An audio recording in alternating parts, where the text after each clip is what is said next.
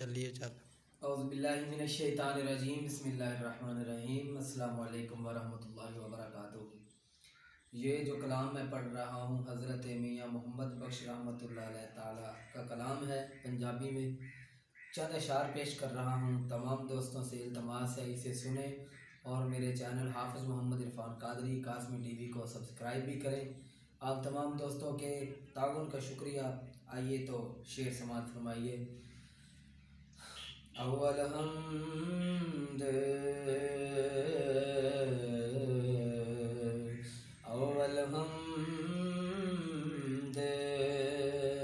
ثنا الہی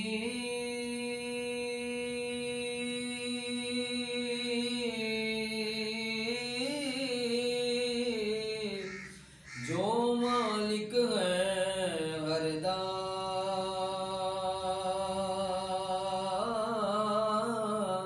اس دا نام چتارن والا، یارو کسے میدان نہیں ہردا، لوئے لوئے او پر لے کڑیے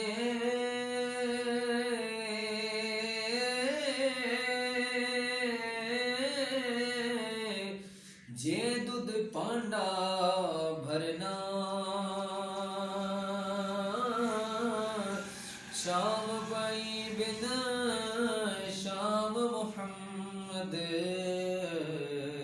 تے کر جاندی نے ڈرنا،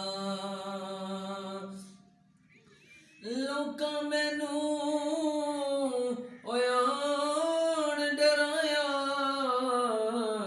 رات قبر دی کالی،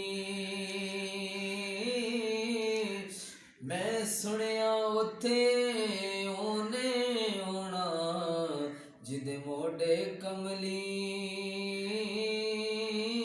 کالی، میں سنیا اتھے اونے ہونا جدے موڈے کملی کالی، تے خس خس جنہ